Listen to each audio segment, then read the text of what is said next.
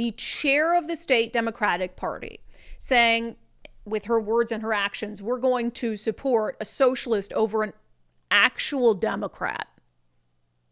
Doesn't that seem a little crazy to you? This segment is brought to you by Eastside Weight Loss Clinic. I'm down 37 pounds on the program, and I lost most of that weight in just 2 months. There's no prepackaged meals, no counting calories, no drugs or injections. Schedule your free 15-minute consultation today at eastsideweightlossclinic.com. We know that purity tests are not unique to any individual party. If I hear one more person called Dave Reichert a rhino, I'm going to throw up in my mouth.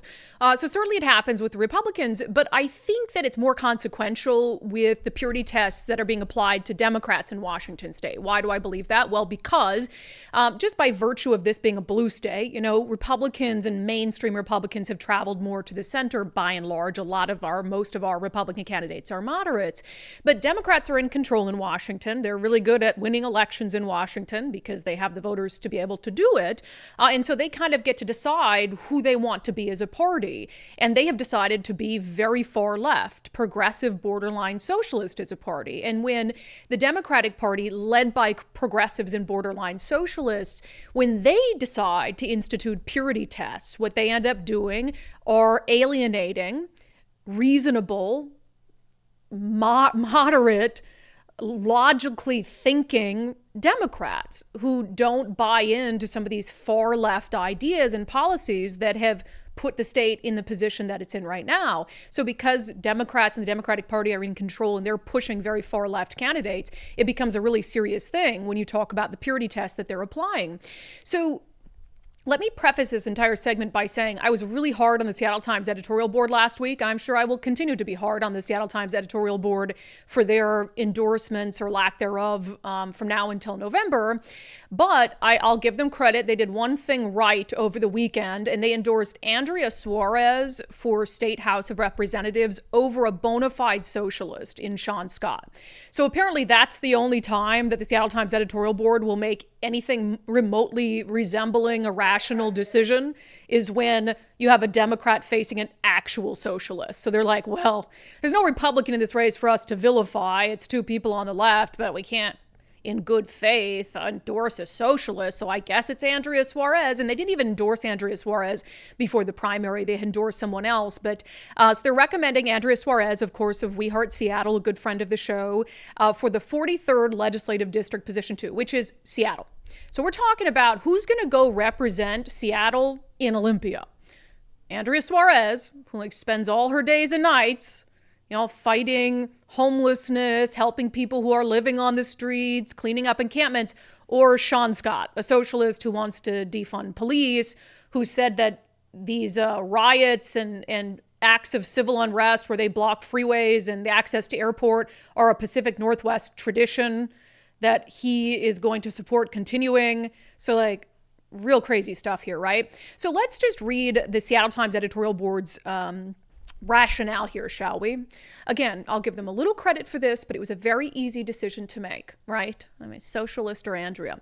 It says, Andrea Suarez would bring to Olympia valuable hands-on experience with homelessness, substance abuse, and livability. They point to her work with We Heart Seattle. They said that she would be a good part of conversations that need to be had about those issues in Olympia. It says, voters in this very progressive district that includes downtown Capitol Hill, Madison Park, and parts of the University District would be well served by Suarez's dedication to seeing positive results instead of hewing to ideological purity tests. Before the August primary, the editorial board endorsed newcomer Daniel Carusello. That's probably Carusello, who did not make, if I don't know how to say his name, there's a reason he didn't make it through the primary, who did not make the top two finalists for the general election. At the time, the board believed that Suarez had difficulty answering questions about key legislative issues. In the intervening weeks, she has become more sure-footed, but her campaign focus remains unchanged. Okay, so they're basically saying we didn't endorse her then, but, she's done all these things around homelessness, and she would serve this particular legislative district well, given the challenges downtown Seattle, Capitol Hill has around drugs and homelessness, etc. And then it said this of why they're not endorsing Sean Scott, the socialist. And I'm not just calling him a socialist like conservatives call everyone on the left a socialist. I'm calling him a socialist because he calls himself a socialist.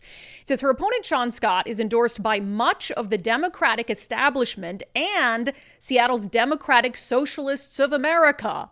Organizing support for Scott, the SDSA enthuses, quote, "It's time to bring socialism to Olympia."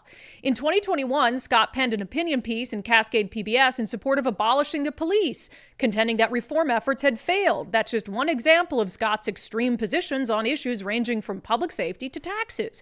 Even in the bluest neighborhoods in Seattle, Scott stands out. Sending him to Olympia would be akin to electing a far-right MAGA Republican.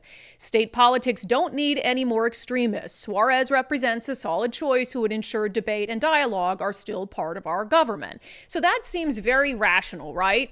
Even for a tried and true blue Democrat in progressive Seattle to say, okay, let's look at the city, right?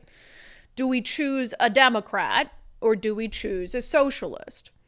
And you would think that that would also be a very easy decision for the Washington State Democratic Party, right?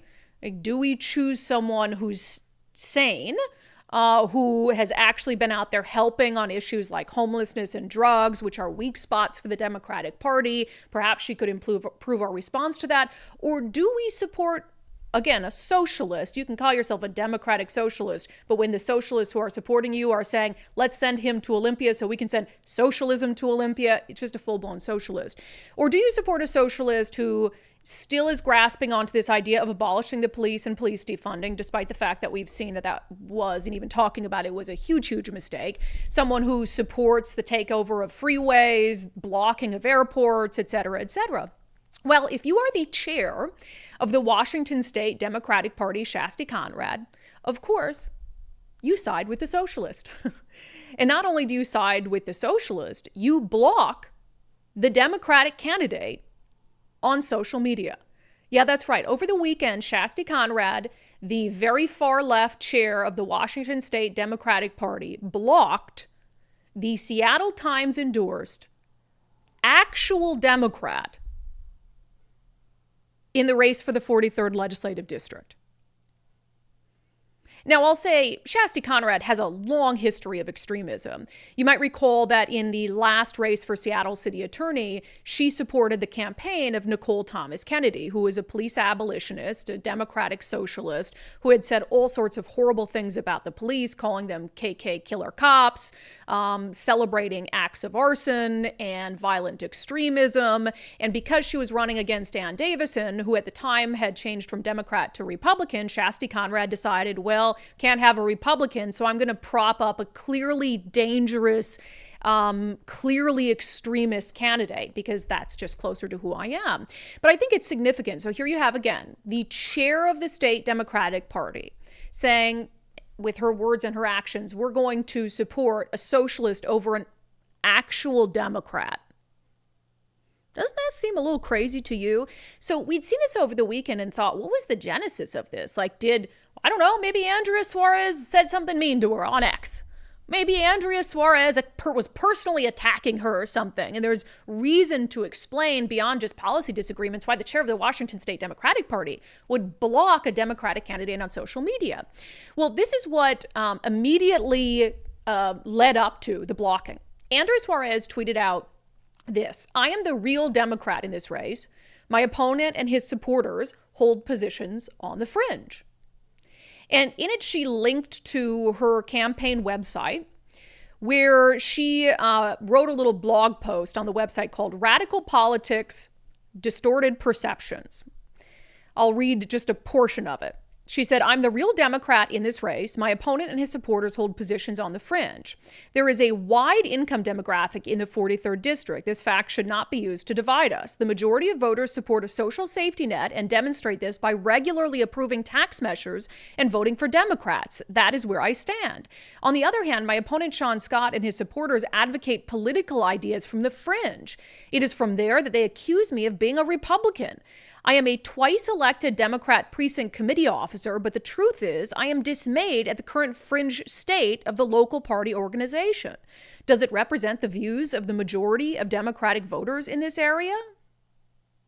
So because Andrea Suarez, again, a Democrat, with some pretty, I would say, moderate views, but pretty necessary views right now for Democrats in Seattle to hold around homelessness and drugs and general disorder, because she dared to question whether socialist ideas are too extreme for even Seattle. The chair of the state Democratic Party blocked her on X. Think about how crazy that is. And think about what it tells you about the state of the Democratic Party in Washington. One of the reasons why I'm supporting a lot of Republican candidates this cycle. It tells you that the state party is getting further and further to the left. The state party is getting further and further, closer and closer to embracing socialism. If the state party chair is so triggered by a Democratic candidate simply asking whether socialist ideas are too extreme for Seattle, that earns her a block from the state party chair on X. And so what that means is the state party is choosing a socialist, a bona fide socialist in Sean Scott, over someone like Andrea Suarez, who has worked her ass off for the city, who has worked her ass off helping people, who walks the walk, who goes out and cleans homeless encampments, helps people who are struggling to get housing, who are struggling to beat addiction, who's done the things that Democrats only talk about doing, who's helped fix the problems Democrats only talk about fixing and throw money at fixing. So that tells you a lot about the state Democratic Party. They would side with someone who wants to abolish the police still, someone who's fine with acts of criminal unrest still, over someone like Andrea Suarez, because Andrea dares to question whether, hey, maybe we're going too extreme as a party. This isn't the first time that this sort of thing has happened either, where you have a Democrat like Andrea Suarez, who's fairly moderate, being absolutely shunned by the Democratic establishment.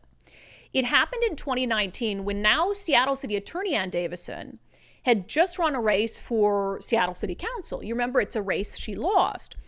But in January of 2020, after that race was completed, after she had lost the 2019 election for City Council, she came out in Shift Washington and she published an op-ed. The title of it was "Why the Democratic Party is Over for Me." And in it, she explained that she was leaving the Democratic Party and she was going to become a Republican because the Democratic Party had completely alienated her over very reasonable, moderate views. I just want to read this because, again, it's from 4 years ago. She said, "All my life, I assumed that the Democratic Party believed in acceptance and tolerance, but that was not my experience in this race. Those claiming to be the most tolerant through their political party affiliation showed their intolerance to differing political thought and approaches to problems. They had to shame me and many others, including thousands of voters, for having such political thoughts. I say that is the opposite of tolerance and in fact harms our democracy more than a lot of other things. Claiming to have a virtue while doing the opposite is what should not be tolerated." And Davidson went on to say, "As I assess the balance of politics in our state, I see the Democrats and the Socialists claiming tolerance at the same time as they shame those who speak up to question them. Democratic leaders in Seattle are more than willing to spend hundreds of millions of our tax dollars without much care for actual outcomes or concern for our voices because the optics of spending the money to look like they care is more important than actually improving problems.